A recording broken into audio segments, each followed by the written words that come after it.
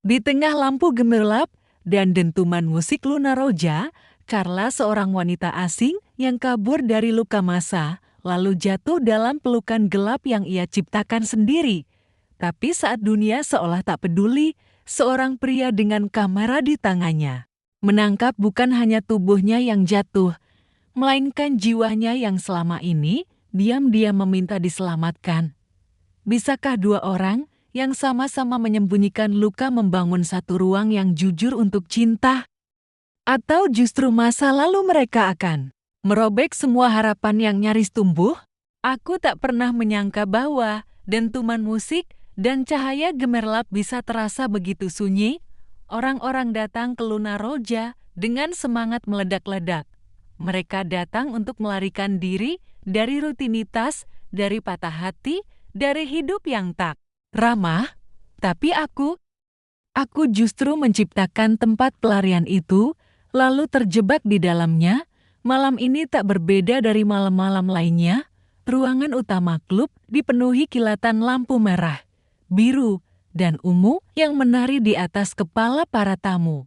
DJ memainkan musik keras dengan tempo tinggi, membuat lantai bergetar seolah bernyawa, gelas-gelas anggur dan vodka berdenting, suara tawa bercampur dengan desahan ringan, dan aroma parfum mahal bercampur dengan asap rokok premium yang membumbung. Pelan aku duduk di belakang bar, memegang gelas kosong. Sejak beberapa menit lalu, tidak ada yang tahu bahwa pemilik klub malam ini sedang berpura-pura menikmati pesta yang ia buat sendiri. Tak ada yang benar-benar tahu siapa Carla Morales, wanita berdarah Spanyol yang datang ke Jakarta dan mendirikan klub malam eksklusif di tengah hiruk-pikuk ibu kota. Orang mengenalku sebagai wanita kuat, dingin, dan nyaris tak tersentuh. Itu bukan citra yang aku pilih, tapi citra yang mereka bentuk, dan aku terlalu lelah untuk merusaknya. Carla, kampanye sudah diantar ke meja VIP, kata Nino, manajer operasional klub, sembari menunduk sopan. Aku mengangguk, pura-pura tersenyum. Terima kasih. Pastikan tamu dari Singapura itu diperlakukan istimewa malam ini. Nino mengangguk dan berlalu, membiarkan aku kembali pada pikiranku sendiri. Sejujurnya, aku tak peduli siapa tamu penting malam ini yang kupikirkan sejak pagi. Tadi hanyalah surat berstempel Barcelona yang tergeletak di meja kerjaku, belum kubuka, dan entah akan kubuka atau tidak itu dari adikku. Satu-satunya keluarga yang masih menghubungiku setelah aku memutuskan pergi dari Spanyol 5 tahun lalu. Aku mendongak. Lampu di atas panggung berputar pelan, menciptakan bayangan tak tentu arah di dinding kaca yang membingkai seluruh klub. Bayangan itu seperti menari, mengejek, mengingatkan bahwa aku terus berlari, tapi tak pernah benar-benar bebas. Maaf, apakah saya boleh ambil beberapa foto? Suara asing itu membuatku menoleh. Seorang pria berdiri beberapa langkah dari bar, memegang kamera di tangannya. Wajahnya bersih, tanpa ekspresi mencolok, dan tubuhnya tampak kurus tapi tegap. Ia mengenakan hoodie abu-abu yang tak sesuai dengan atmosfer mewah klub ini. Aku menatapnya sejenak. Untuk apa? Untuk dokumentasi. Saya freelance photographer, sedang buat liputan tentang kehidupan malam Jakarta untuk sebuah majalah indie. Jawabnya tenang. Aku memperhatikannya, lalu mengangguk. Hanya ambil dari sudut-sudut umum. Jangan ganggu tamu, terima kasih. Ia tersenyum singkat dan mulai berjalan. Kameranya mulai berbicara dalam klik-klik pelan yang nyaris tenggelam oleh dentuman bass. Aku menyesap wine merah dari gelas yang baru diisi bartender. Dulu, aku punya batas minum, sekarang tidak lagi. Tidak sejak menerima surat pertama dari Spanyol 3 bulan lalu. Tidak sejak tahu bahwa ayahku, lelaki yang dulu, mengusirku dari rumah karena aku menolak menikahi pria pilihannya, kini terbaring lemah dan ingin bicara terlambat. Terlalu terlambat. Aku berdiri dari kursi bar dan berjalan melewati lorong. Menuju ruang VIP, malam ini akan panjang, dan aku tak ingin menangis di depan semua orang. Setibanya di ruang VIP, aku menutup pintu dan menjatuhkan tubuh ke sofa kulit merah. Lampu di ruangan ini lebih lembut, musik hanya terdengar sebagai gema. Samar, tapi pikiran tak bisa dilunakkan secepat itu. Tanganku meraih botol minuman keras yang tersedia. Aku membuka tutupnya dengan gemetar ringan, meneguknya langsung dari botol. 1 teguk, 2, 3, aku memejamkan mata. Bayangan rumah masa kecilku di pinggiran Barcelona muncul samar. Aroma roti panggang ibu, suara ketukan piano tua, dan tawa adikku.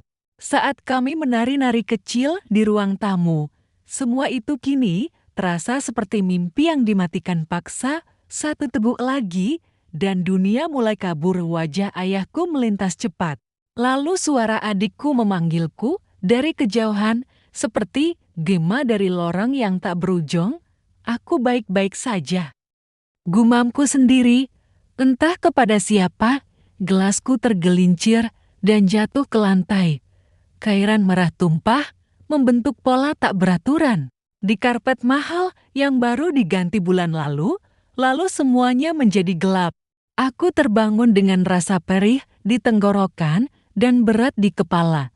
Cahaya pagi menelusup dari celah-celah tirai ruang VIP yang tak sepenuhnya tertutup. Ruangan itu sunyi, hanya menyisakan aroma alkohol basi dan samar parfum mahal yang menguap. Dari karpet, aku mengerjap pelan. Leherku kaku dan lututku terasa dingin karena separuh tubuhku rebah di lantai marmer sementara tubuh bagian atas masih tersandar di sofa. Mataku memindai sekitar. Tak ada siapa-siapa, hanya botol setengah kosong di atas meja kaca dan gelasku yang pecah di bawah sofa, dan ada selimut tipis berwarna abu-abu tua yang jelas bukan bagian dari furnitur klub ini. Aku perlahan duduk, memegangi kepala yang berdenyut. Di sebelahku tergeletak sebuah kartu nama, di sisi belakangnya tertulis dengan tinta tangan, "Kau tidak sendirian." Aku hanya memotret Reza, nama itu tidak asing. Aku mengingat wajahnya samar-samar pria dengan kamera dan hoodie abu-abu yang kemarin meminta izin memotret suasana klub. Jantungku berdetak pelan, namun tak beraturan. Ia melihatku dalam keadaan seperti itu. Aku berdiri, sedikit terhuyung, lalu mengambil selimut dan kartu nama itu. Tidak ada rasa jijik atau takut, justru ada yang lain, rasa hangat yang aneh. Seperti disentuh oleh seseorang yang tidak bermaksud menyentuhmu. Aku menyadarkan tubuh ke tembok dan mendesah. Apa aku benar-benar telah kehilangan kendali sampai harus ditolong oleh orang asing? Belum sempat pikiranku tertata, dering ponselku menyentak kesunyian. Kulihat layar.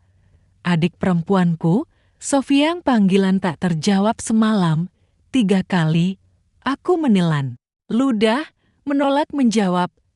Rasa bersalah menjalar seperti racun. Aku tahu kenapa dia menelpon surat itu. Surat yang aku tolak buka selama 2 minggu. Surat yang kini tersembunyi di balik laci meja kerjaku, tertindih katalog minuman baru dan nota pemasukan. Dengan langkah berat, aku berjalan keluar dari ruang VIP. Klub sudah kosong, meja-meja dibersihkan, kursi disusun ulang.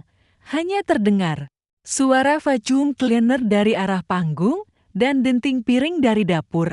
Pagi seperti ini selalu terasa asing. Klubku tanpa lampu, tanpa suara, seperti tubuh tanpa jiwa. Aku melewati lorong, menuju ruang kerjaku. Matahari pagi menyorot pelan dari kisi jendela yang tinggi. Meja kayu tua di pojok ruangan tampak seperti panggung eksekusi pagi ini. Dengan ragu, aku membuka laci. Surat itu masih di sana. Amplop putih gading dengan namaku ditulis dalam tulisan miring khas tangan Sofia, Carla Morales, Jakarta. Tanganku gemetar. Aku belum siap, tapi aku lelah bersembunyi. Kupaksa jari-jariku membuka amplop. Kertas di dalamnya terasa dingin. Charlotte, aku tahu kau marah, dan kau punya alasan untuk itu. Tapi papa sudah tidak punya banyak waktu. Aku tahu dia keras kepala dan tak pernah meminta maaf. Tapi dia bertanya tentangmu setiap hari sekarang. Aku lelah berbohong padanya, mengatakan kau sedang sibuk. Kalau kau masih menyimpan sedikit saja kenangan tentang kita, datanglah. Meski hanya untuk melihat wajahnya satu kali lagi. Sofia, aku tak sadar air mataku menetes. Kalimat itu menghantam dada seperti palu. Ada bagian dari diriku yang ingin terbang ke Spanyol saat itu juga. Tapi ada bagian lain yang marah-marah karena mereka hanya mencariku saat semuanya hancur. Di luar, suara kendaraan mulai terdengar. Jakarta mulai hidup dan aku justru merasa semakin mati. Aku menyeka air mata dan menatap surat itu lama. Apa aku bisa menghadapi wajah lelaki yang dulu mengusirku karena aku menolak menikah dengan pria kaya yang dijodohkan padaku? Apa aku sanggup mengunjungi rumah itu, rumah yang dulu menutup pintu untukku dengan dingin? Aku melempar surat itu ke meja, frustrasi. Aku tak tahu harus kemana atau harus jadi siapa hari ini, dan di tengah kekacauan batin itu, aku melihat satu amplop lain yang entah sejak kapan tergeletak di pojok meja, kertas coklat tanpa nama pengirim. Aku membukanya dengan rasa penasaran bercampur jengkel. Isinya foto-foto sekitar 8 lembar, semuanya cetak glossy ukuran sedang. Aku terdiam saat melihat foto pertama. Itu aku di ruang belakang klub, mengenakan gaun hitam ketat, rambut tergerai. Lepes, wajahku tersorot dari samping oleh cahaya lampu neon. Mataku memandang ke bawah, seperti sedang bicara dengan pikiranku sendiri. Di foto kedua, aku berdiri di lorong, terlihat setengah mabuk.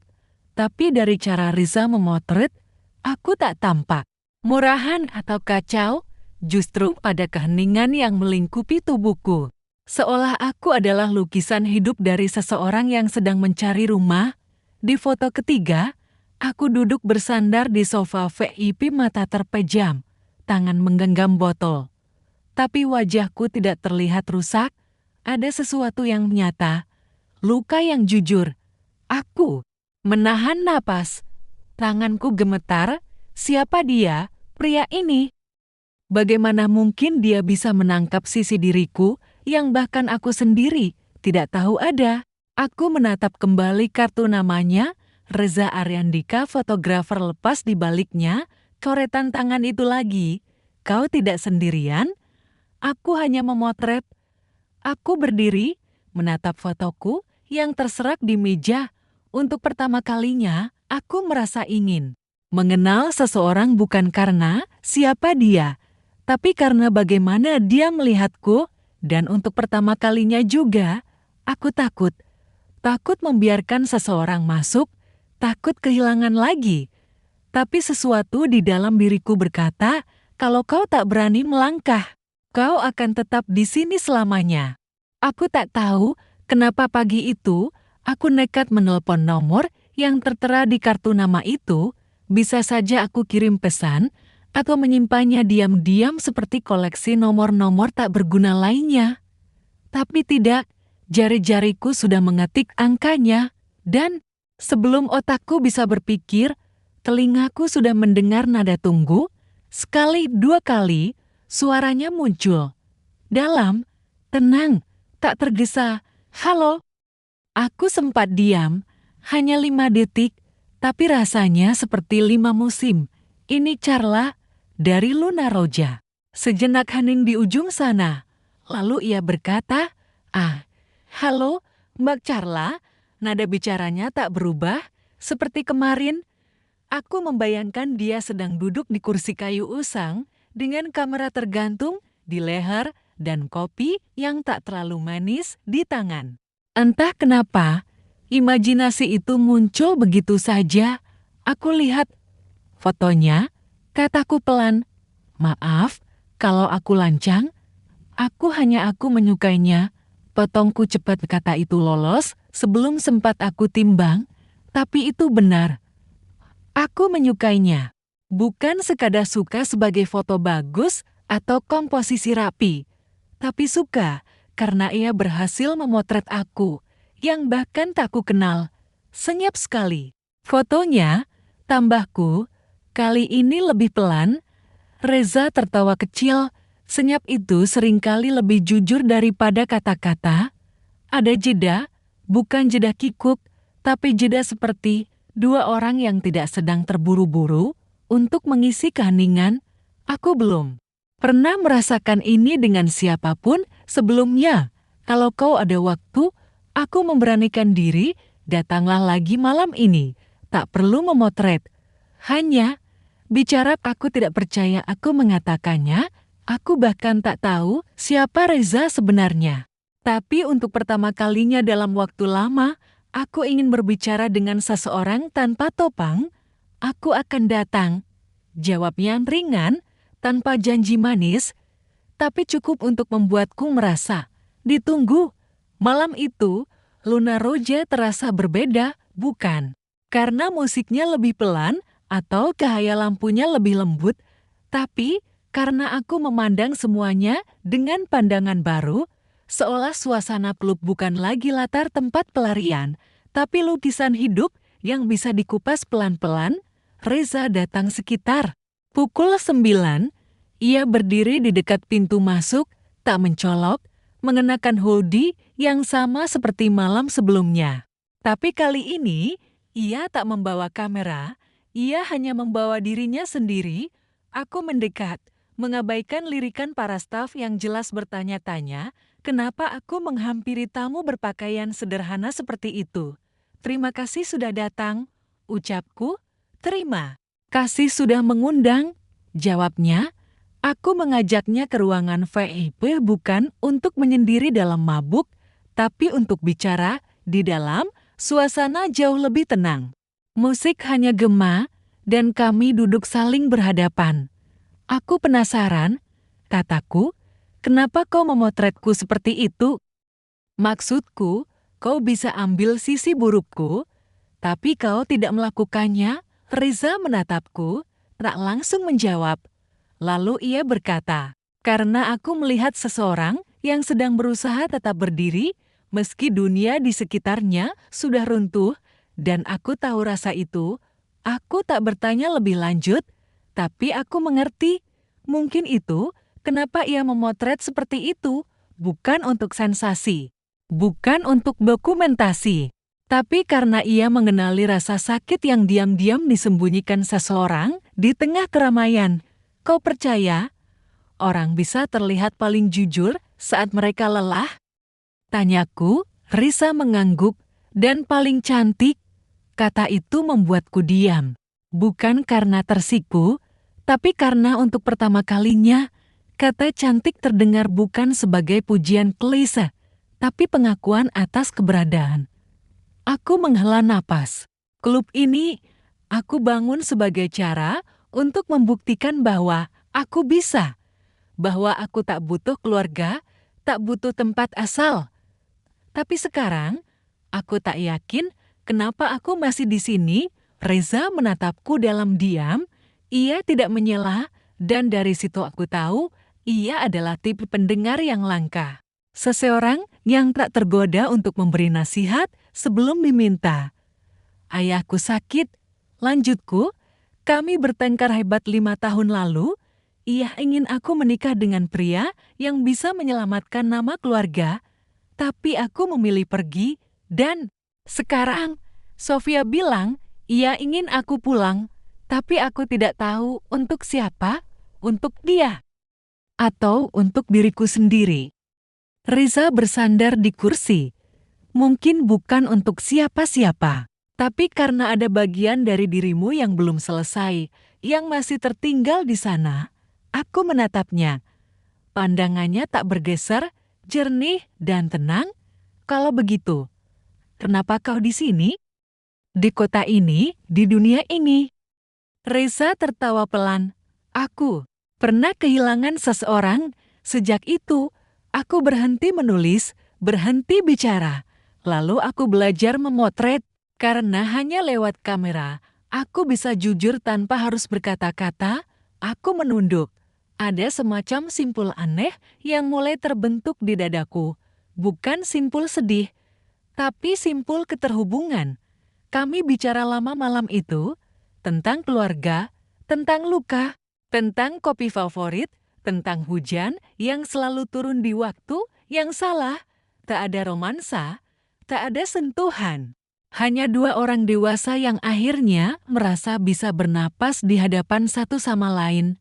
Dan ketika ia pamit, aku hanya bisa berkata, "Kau boleh datang lagi." Kapanpun, dengan kamera atau tanpa. Freza tersenyum, "Terima kasih. Tapi kalau boleh, jujur aku lebih suka datang tanpa kamera malam itu saat aku berdiri di balkon Luna Roja menatap kota Jakarta dari ketinggian.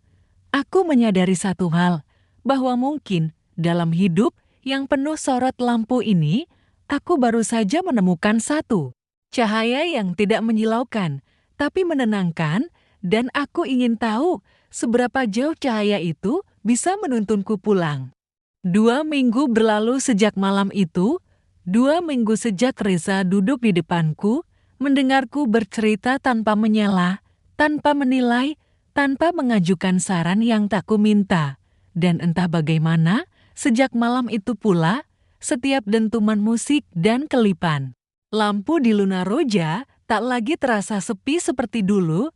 Aku tahu ia datang lagi malam-malam setelahnya, kadang membawa kamera, kadang hanya berdiri di sudut bar sambil memesan teh hangat ya. Teh, bukan alkohol, dan menatap lantai dansa seperti seseorang yang sedang menonton dunia yang bukan miliknya. Kami tak selalu bicara. Tapi saat kami bertemu mata, ada sejenis kode diam yang menyatu dalam kedipan, tak pernah mengganggu, tak pernah mendesak, hanya hadir seolah ia berkata, "Aku di sini. Kalau kau ingin bicara, aku akan dengar, dan itu cukup, lebih dari cukup." Malam itu, hujan turun sejak sore. Gerimis yang pelan, tapi terus-menerus, seperti kenangan lama yang enggan pergi. Suasana klub agak sepi dibanding biasanya, mungkin karena cuaca atau karena DJ utama kami sedang cuti. Tapi aku tetap di sini, seperti biasa, mengawasi dari jauh. Aku duduk di kantor kecilku di lantai 2, pintunya terbuka sedikit agar aku bisa mendengar alunan musik dan melihat kerlap-kerlip lampu dari celah balkon dalam. Di mejaku ada 2 benda yang tak pernah benar-benar hilang dari pandanganku, surat dari Sofia dan foto-foto yang diambil Reza.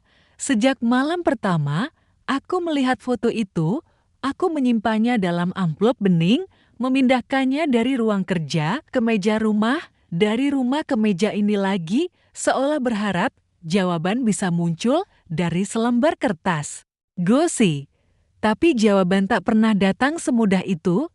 Tanganku meraih botol wine yang hanya tinggal seperempat. Aku tahu aku seharusnya tidak terlebih malam ini saat pikiranku tidak stabil. Tapi surat itu seperti menyuarakan dirinya sendiri lagi. Kalimat terakhirnya terus berdengung, meski hanya untuk melihat wajahnya satu kali lagi. Aku mengangkat gelas, meleguk isinya perlahan. Anggur merah itu menghangatkan tenggorokan, lalu menyebar pelan seperti kaput di dada. Aku duduk diam, menatap hujan dari balik kaca. Lalu semuanya kabur. Entah berapa lama aku tertidur. Atau, apakah aku benar-benar tertidur? Yang ku tahu, tubuhku terasa berat saat aku berdiri. Lantai seolah bergoyang. Suara musik terdengar seperti gema dari dalam. Aku memegang dinding, mencoba melangkah keluar dari ruangan. Lorong-lorong klub seperti berputar. Aku melewati beberapa staf yang menunduk sopan. Aku tidak yakin apakah mereka tahu aku sedang mabuk atau mereka hanya terlalu sopan untuk mengomentari wajah pucatku. Aku ingin ke balkon, aku butuh udara. Tapi langkahku goyah, dan di tengah koridor panjang itu, tubuhku tak sanggup lagi berdiri. Dunia tiba-tiba miring dan pandanganku menjadi gelap. Sebelum semuanya hilang, aku sempat mendengar suara seseorang memanggil namaku pelan, panik, lalu hangat.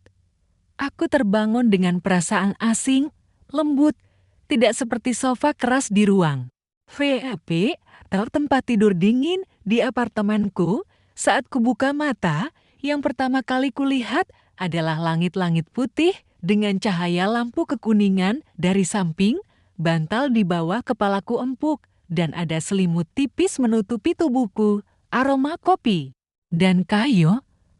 Aku mengenal bau itu, tapi bukan dari klub. Ini tempat lain. Aku perlahan duduk, ruangan kecil berak buku, foto-foto tergantung di dinding dalam bingkai hitam sederhana. Kamera tua di atas meja, satu jendela menghadap keluar dengan tirai putih yang tertiup pelan, dan di dapur kecil di pojok ruangan itu, dia, Reza, berdiri membelakangiku, menuang air panas ke dalam cangkir. "Sudah bangun?" tanyanya tanpa menoleh. Aku mengangguk, meski ia tak bisa melihatnya. "Maaf aku mencoba mencari kata. Apa yang terjadi?" Reza meletakkan cangkir di meja kecil di depanku. "Kau pingsan di lorong dekat tangga. Aku melihatmu hampir jatuh. Aku tidak tahu alamat rumahmu, jadi kupikir membawa ke sini lebih aman." Aku menunduk, malu. Seharusnya aku tak membuatmu repot. Ia duduk di kursi seberang. "Kau tak membuatku repot. Aku hanya khawatir." Aku menggigit bibir, mencoba menghindari tatapannya, tapi dalam keheningan itu, aku bisa merasakan satu hal yang tak bisa kusembunyikan. Aku lega. Lega karena dia yang menemukanku. Bukan staf, bukan Nino, bukan tamu klub. Tapi dia. "Kenapa kau begitu tenang?" tanyaku tiba-tiba. Reza tertawa pelan. "Karena kalau aku panik, siapa yang akan buatkan kopi?" Aku tersenyum, meski lemah. Aku memandangi sekeliling ruangan. Dindingnya penuh foto, semuanya hitam putih. Semuanya tentang Jakarta. Tapi tak satu pun yang menampilkan manusia secara utuh. Hanya bayangan, siluet, atau refleksi fotomu. Aku menunjuk ke dinding.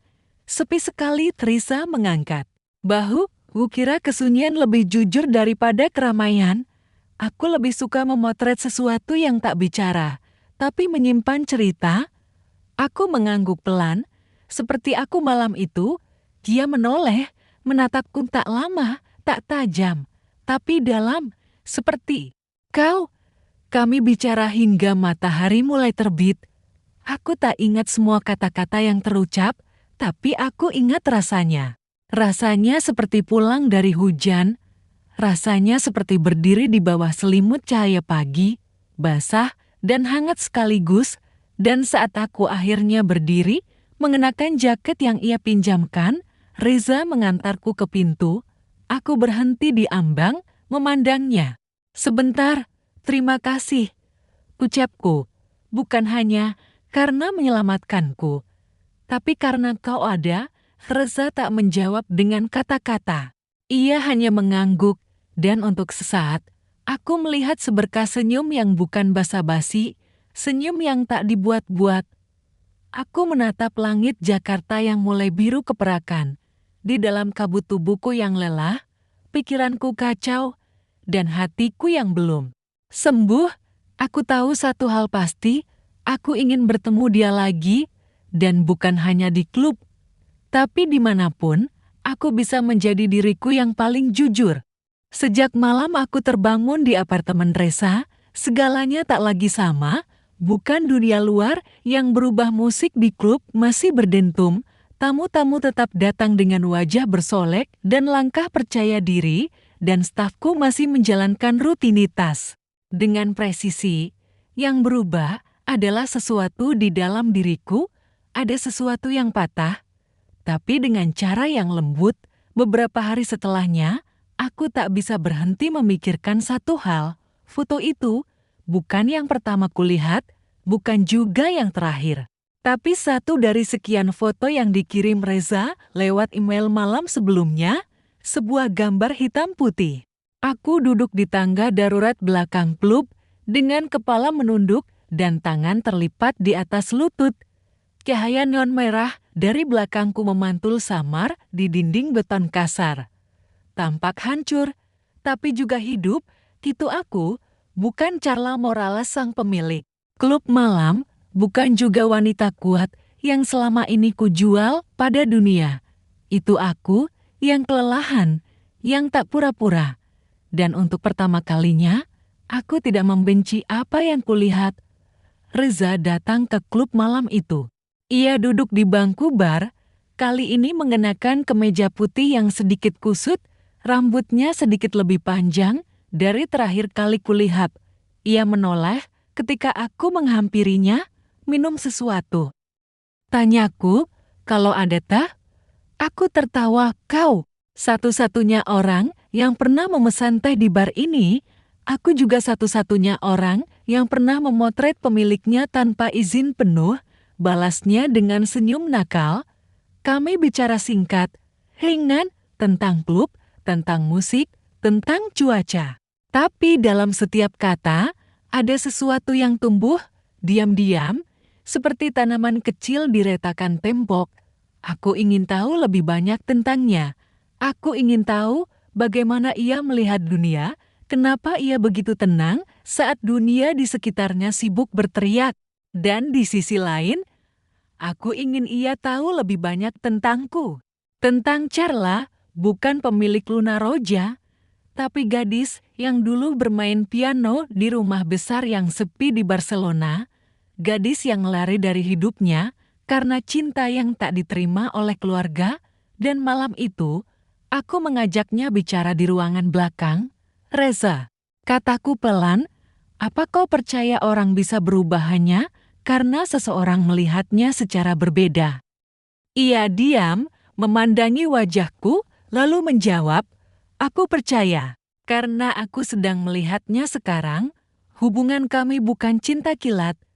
Tak ada pelukan mendadak, tak ada kecupan mengejutkan. Hanya pertemuan kecil, percakapan pendek, dan sorot mata yang tak ingin pergi. Tapi justru karena itu, aku mulai takut akan apa yang kurasakan. Dan ketakutan itu memuncak ketika Nino masuk ke ruang kerjaku pagi itu dengan wajah serius. Ada tamu yang mencurigakan semalam. Dia mengaku kenal dengan Reza. Aku mengernyit. Siapa? Orang dari kelompok tua, dunia bawah. Ucap Nino. Mereka bilang Reza pernah bekerja untuk seseorang yang tidak bersih, fotografer pribadi salah satu tokoh mafia lama yang sekarang sudah tiarap, tapi masih punya pengaruh. Aku tak langsung bereaksi. Otakku mencoba menepis informasi itu, tapi hati kecilku bergidik. Apakah benar? Tanyaku. Nino mengangkat bahu. Kau yang lebih tahu, aku hanya merasa perlu melapor. Sepeninggalnya, aku duduk diam, Reza dunia bawah. Fotografer mafia. Itu tidak masuk akal. Reza jujur terlalu bersih. Tapi siapa yang benar kita kenal di kota ini? Aku menunggu hingga malam. Aku tidak menelpon, tidak mengirim pesan. Aku ingin melihat matanya saat kutanya. Karena aku tak tahu apakah aku siap mendengar jawaban yang akan keluar. Dan malam itu, saat ia muncul di sudut bar seperti biasa, aku memanggilnya ke ruang VIP, lampu ruangan redup. Kami duduk saling berhadapan. Aku dengar, kau pernah bekerja untuk seseorang dari dunia bawah. Kataku pelan, itu benar. Wajah Reza tak berubah. Ia menatapku lama, lalu mengangguk sekali. Ya, aku pernah. Jawaban itu menusukku. Seperti jarum dingin, tak ada penyangkalan, tak ada pembelahan. Kenapa kau tak bilang? Suaraku nyaris bergetar, karena aku bukan siapa aku dulu, dan aku tak ingin dikenang dari masa itu, siapa dia. Namanya tidak penting, yang penting aku keluar dari sana dengan luka dan memutuskan tidak akan kembali lagi. Aku menatapnya antara percaya dan marah. Kenapa harus dunia itu? Karena waktu itu aku butuh uang. Ibuku sakit, aku tidak punya pekerjaan tetap, dan aku bisa memotret. Ia menatapku dalam. Semua orang punya masa lalu, tapi aku pikir kau orang yang bisa melihat siapa aku hari ini. Kata-katanya membuatku terdiam, tapi ada sesuatu dalam diriku yang memberontak.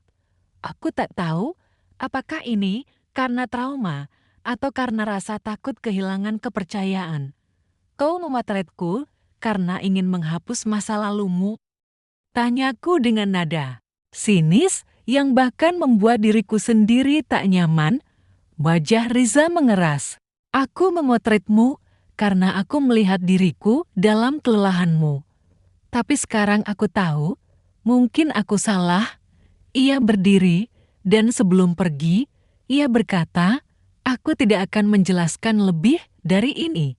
Karena jika kau melihatku hanya dari masa laluku, kau tak pernah benar-benar ingin mengenalku, dan ia pergi, meninggalkan aku bersama kesunyian yang lebih menyakitkan daripada semua malam yang pernah kulewati di klub ini.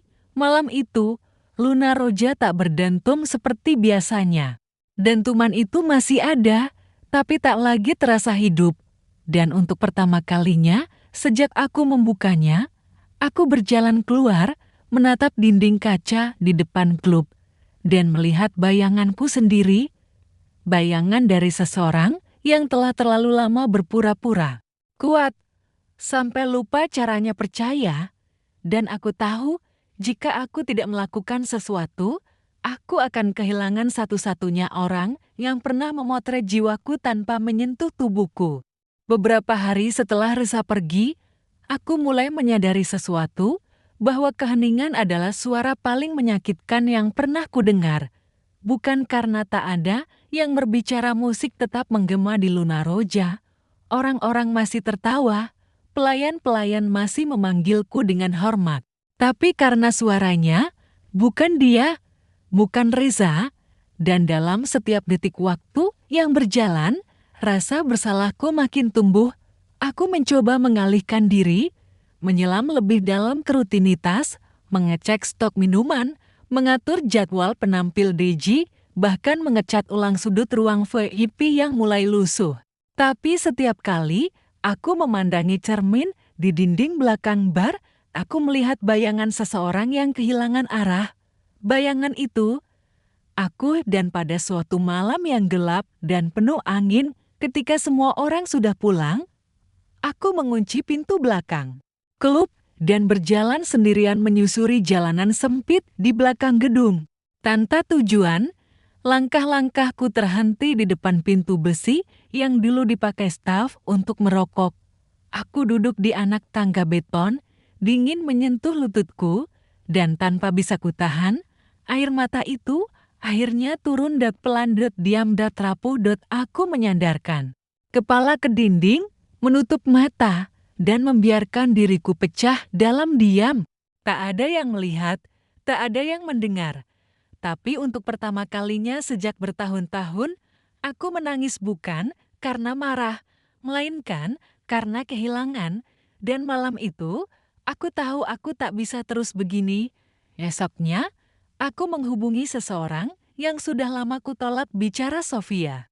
Panggilan video yang tak pernah kukira akan terjadi itu akhirnya terjadi, dan begitu wajah adikku muncul di layar, hatiku seperti diremas. Ia lebih dewasa dari terakhir kali kulihat, rambutnya dipotong sebahu, garis halus muncul di bawah matanya. Tapi senyum itu masih sama.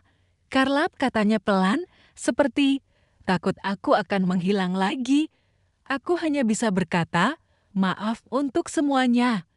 Sofia menahan air mata. Tapi kami tidak berbicara panjang soal masa lalu.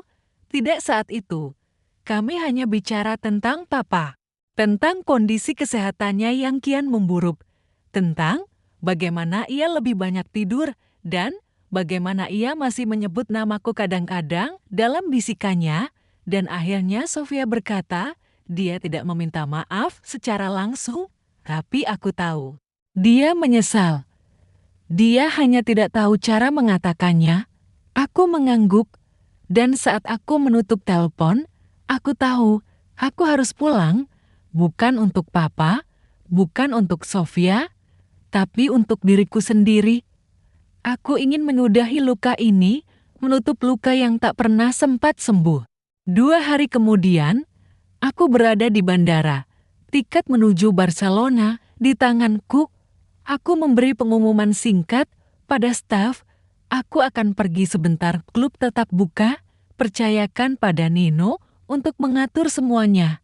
Dan yang tidak kukatakan adalah, aku ingin Reza tahu, tapi aku terlalu pengecut untuk menghubunginya. Kupikir, kalau aku kembali dan ia masih ada, maka semesta memberiku satu kesempatan lagi. Kalau tidak, mungkin memang harus selesai. Barcelona musim gugur menyambutku dengan hawa sejuk dan langit abu-abu pucat. Jalan-jalan yang dulu begitu ku kenal kini terasa asing dan nostalgia dalam waktu yang sama. Aku naik taksi dari bandara ke rumah keluarga, rumah batu 3 lantai di pinggir distrik tua yang dulu terasa seperti benteng tempat aku dikurung. Kini, rumah itu terlihat lebih kecil, lebih tenang. Sofia menyambutku di depan pintu, ia memelukku erat. Dan dalam pelukan itu, semua pertengkaran kami mencair. Papa sedang tidur di dalam. Aku berdiri di ambang pintu kamarnya. Rambutnya memutih sepenuhnya. Tubuhnya mengecil, wajahnya tak lagi keras seperti dulu. Aku berdiri di sana cukup lama, sampai matanya perlahan terbuka.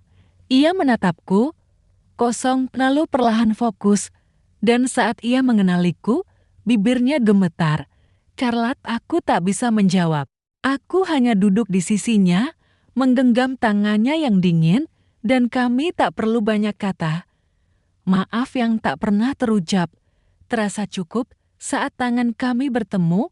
Aku tinggal selama seminggu, menghabiskan waktu dengan Sofia, mengenang masa kecil, dan akhirnya mengizinkan diriku menyentuh piano tua di ruang tamu. Untuk pertama kalinya, sejak aku meninggalkan rumah, aku memainkan lagu yang dulu sering mama nyanyikan, Luna Roja sobre el mar. Dan di tengah permainan nada, aku sadar luka bukan untuk dilupakan, tapi untuk diterima, dan seseorang pernah membuatku percaya itu seorang pria dengan kamera yang tak pernah menghakimi. Reza, saat aku kembali ke Jakarta, satu hal langsung kulakukan, aku berjalan ke apartemennya. Aku tidak tahu apakah dia masih di sana. Tapi aku tidak bisa menunggu lebih lama.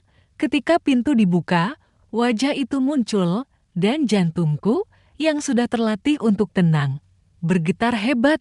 Reza berdiri di sana dengan mata yang penuh tanya dan senyum yang ragu. Carla, aku menatapnya. Aku pulang, dan tanpa banyak kata, aku melangkah masuk. Ia tidak memelukku, tapi ia duduk di sampingku, dan kami berbicara. Kali ini dengan jujur tentang luka kami, tentang ketakutan kami, tentang bagaimana aku pernah terlalu cepat menilai, tentang masa lalunya, tentang masa depanku, dan Reza hanya berkata, aku tidak ingin menyelamatkanmu. Aku hanya ingin berjalan di sampingmu, dan kalimat itu menyelamatkanku. Malam itu, aku mengusulkan sesuatu yang belum pernah kupikirkan sebelumnya. Apa kau ingin mengubah Luna Roja bersamaku? Reza menoleh. Menjadi apa?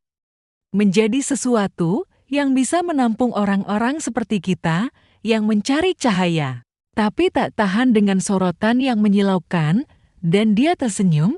Galeri malam. Aku tersenyum balik. Galeri malam. Sudah hampir 1 bulan sejak Reza pergi dari ruang VIP malam itu, dan sejak malam itu pula, aku merasa Luna Roja tak lagi hidup seperti dulu. Klub ini tetap buka, musik tetap mengisi ruang-ruang, lampu-lampu tetap berputar, dan wajah-wajah bahagia palsu tetap berdatangan. Tapi aku tahu, semuanya kosong, seperti tubuh yang berdansa tanpa jiwa, dan aku mulai bertanya pada diriku sendiri, apakah ini yang ingin kutinggalkan untuk dunia? Atau untuk diriku sendiri? Suatu malam, saat aku duduk sendiri di ruang kerja, menatap layar komputer dengan daftar pemesanan minuman dan grafik keuangan yang membosankan, mataku tertumbuk pada amplop kecil di sisi meja. Bukan surat dari Sofia, bukan juga dari Reza, melainkan sesuatu yang kuambil beberapa minggu lalu dari lemari tua di ruang VIP, blueprint awal bangunan Luna Roja.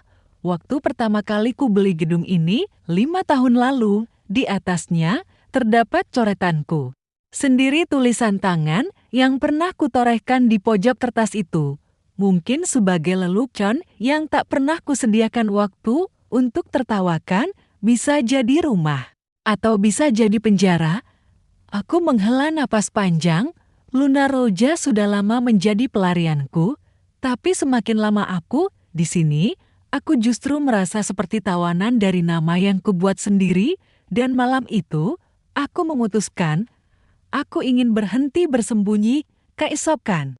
Harinya, aku menelepon Sofia, suara adikku di seberang, terdengar pelan tapi jelas. Ia menangis saat pertama kali mendengar suaraku, Papa sudah sangat lemah, katanya, tapi dia masih menatap ke arah pintu setiap hari, seperti berharap seseorang pulang. Aku diam cukup lama sebelum berkata, aku tidak menjanjikan apa-apa. Tapi, aku akan mempertimbangkannya. Dan setelah itu, aku berjalan ke tengah lantai dansa yang masih kosong di siang hari, memandangi lampu-lampu yang tidak menyala, sofa-sofa yang belum dipakai, dan panggung yang belum terisi musik. Tempat ini bisa jadi lebih dari sekadar tempat mabuk. Gumamku, malam itu, aku memanggil semua staf ke ruang utama. Mereka heran, karena aku tak pernah bicara di depan mereka secara langsung, kecuali saat krisis besar. Aku berdiri di tengah ruangan dan berkata, aku ingin mengubah Luna Roja. Mereka, diam, aku ingin tempat ini menjadi sesuatu yang bisa hidup siang dan malam. Menjadi ruang seni, ruang ekspresi, galeri malam. Tempat untuk pertunjukan musik kecil, pameran foto, pembacaan puisi. Sesuatu yang lebih nyata. Salah satu staf mengangkat tangan. Tapi tempat ini sudah menghasilkan banyak uang. Aku tersenyum kecil. Aku tahu. Tapi kalau satu-satunya yang tumbuh di sini hanya uang dan tidak ada jiwa, aku lebih memilih tutup. Tak ada yang berani menjawab. Tapi aku tahu beberapa dari mereka mengerti, dan disinilah titik mula perubahan itu dimulai. Butuh 2 minggu untuk mengosongkan bagian belakang klub dan menyulapnya jadi galeri sederhana. Kami mengecat dinding, menurunkan lampu-lampu pesta, dan menggantinya dengan sorotan lembut yang bisa memperjelas detail karya seni. Beberapa koneksi seniman lokal yang pernah kudukung diam-diam mulai mengirimkan lukisan dan patung kecil. Dan untuk pertama kalinya sejak klub ini berdiri, aku melihat ruangan ini. Bernapas malam pembukaan kami beri nama, sorot yang jujur undangannya terbatas, tak banyak yang datang, tapi cukup untuk membuat suasana hangat. Dan di antara tamu yang berdiri dengan gelas anggur putih dan membicarakan karya-karya di dinding, aku melihat seseorang berdiri diam di pojok ruangan, topi abu-abu menutupi sebagian wajahnya.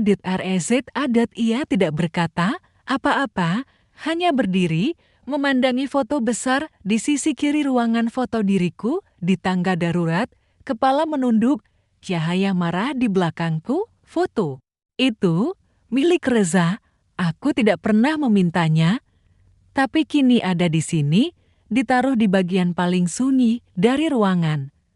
Aku berjalan pelan mendekatinya, jantungku berdetak keras, rasanya seperti berjalan pulang setelah berkelana terlalu lama.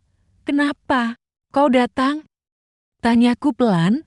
Reza tidak menoleh, karena ini bukan lagi klub malam, tapi rumah yang jujur. Kami berdiri berdampingan, dan foto itu.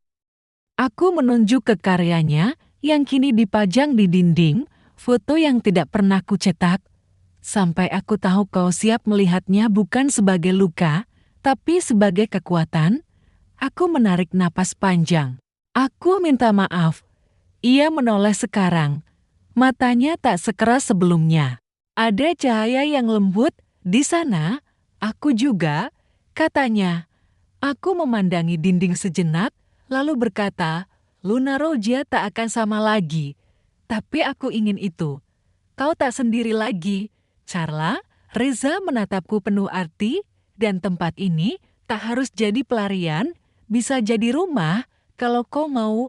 Aku menatap matanya. Dan untuk pertama kalinya, aku percaya, bukan karena kata-katanya manis, tapi karena aku tahu, aku sudah melihat dia di saat tergelapku, dan ia tak pernah menjauh, dan kini ia melihatku di cahaya yang kau pilih sendiri, dan tetap di sini, malam. Itu, Luna Roja tidak bergemuruh, ia berbisik, ia tenang, dan untuk pertama kalinya, aku menyalakan lampu bukan untuk menyilaukan, tapi untuk menunjukkan jalan pulang. Aku berdiri di tengah ruangan itu, dindingnya tak lagi basah oleh cahaya neon, tak ada lagi poster minuman promosi, tak ada meja tinggi dengan botol berserakan, tak ada lenguh keras dari bass yang menghantam dada. Yang ada hanya suara pelan dari alat musik gesek yang dimainkan seorang musisi muda di sudut ruangan, sorotan lampu hangat dari langit-langit, dan orang-orang yang berjalan pelan dari satu karya seni ke karya lainnya. Luna Roja telah berubah, bukan lagi tempat pelarian, tapi tempat pulang. Butuh waktu hampir 2 bulan untuk merombak semuanya. Aku dan Reza kami bekerja seperti dua arsitek yang membangun bukan hanya tempat baru, tapi diri kami sendiri. Kami menghapus jejak yang selama ini menjadi tamang, karpet dansa yang dulu menyerap jejak langkah mabuk kini diganti kayu coklat. Muda yang tenang, dinding-dinding yang dulu penuh pantulan cahaya disulap jadi latar bagi lukisan-lukisan dari seniman lokal. Ada sudut pembacaan puisi, ada meja kopi dengan novel-novel usang, dan tentu saja dinding foto. Reza yang menata semuanya. Iya, memilih foto-foto yang tak mencolok siluet manusia, sudut kota Jakarta, langit mendung, hujan yang tumpah dari atap sem. Dan satu foto paling besar, diletakkan di tengah ruang Ahindot. Aku duduk di tangga darurat, memeluk lutut dengan cahaya merah samar di belakangku. Wajahku tak tertutup, mata terbuka, lelah tapi hidup. Setiap kali aku memandangi foto itu, aku merasa seperti melihat seseorang yang pernah hilang dan sekarang telah kembali, tidak utuh, tapi lebih jujur.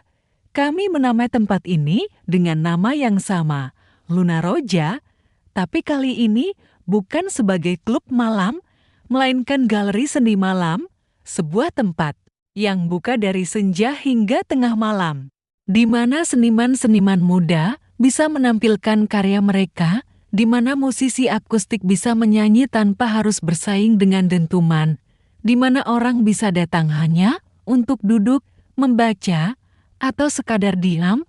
Tempat itu jadi rumah bagi mereka yang lelah berpura-pura, dan diam-diam, tempat itu juga jadi rumah bagiku. Hubunganku dengan Reza tak berjalan dalam garis lurus. Kami tidak jatuh cinta dengan gegap gempita, tapi pelan, seperti embun yang mengendap di kaca jendela setiap pagi. Tak terasa, tapi selalu ada. Kami tak pernah merayakan hari jadian, tak pernah mempublikasikan hubungan, tapi setiap malam, setelah semua tamu pergi dan lampu galeri diredupkan, kami duduk berdampingan di sofa pojok, kadang tak bicara, kadang membahas ide-ide baru, kadang hanya memutar lagu pelan dari laptop usang.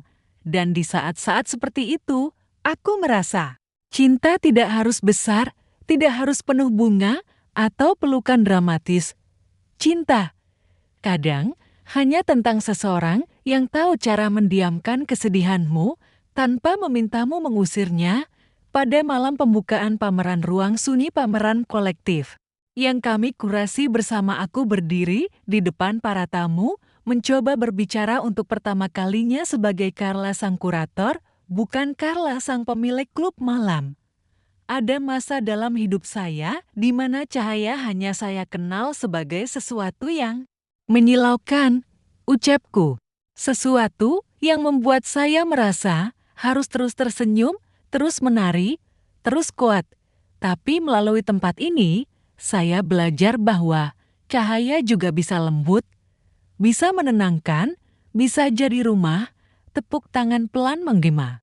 Tapi yang paling berarti bagiku adalah sorot mata Reza yang menatapku dari sudut ruangan penuh kebanggaan, tapi juga penuh kedalaman yang hanya bisa dimiliki seseorang yang pernah melihatku dalam kegelapan suatu malam saat kami berdua duduk di balkon atas memandangi kota yang perlahan mulai tidur. Aku bertanya, "Kenapa kau tak pernah bilang kalau kau menyukaiku sejak awal?" Reza menghela napas, "Karena aku pikir, jika aku bilang terlalu cepat, kau akan menutup pintu. Tapi kalau aku diam terlalu lama, kau mungkin tak pernah tahu."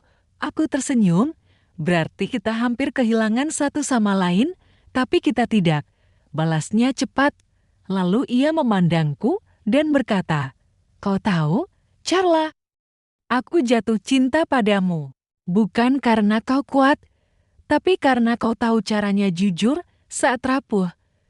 Aku terdiam, dan di dalam diam itu, aku mencintainya, bukan karena ia menyelamatkanku, tapi karena ia tak pernah mencoba mengubahku.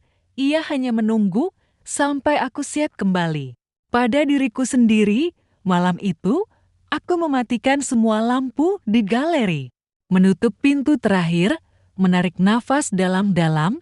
Reza berdiri di belakangku, memegang tanganku, dan di dalam gelap itu, kami berdua tahu satu hal pasti. Meski lampu dipadamkan, cinta kami tetap menyala, dan Luna Roja dalam wajah barunya adalah tempat di mana semua itu dimulai. Tempat di mana sorotan tak lagi membutakan, tapi memulihkan. Tempat di mana cahaya dan luka saling berdamai.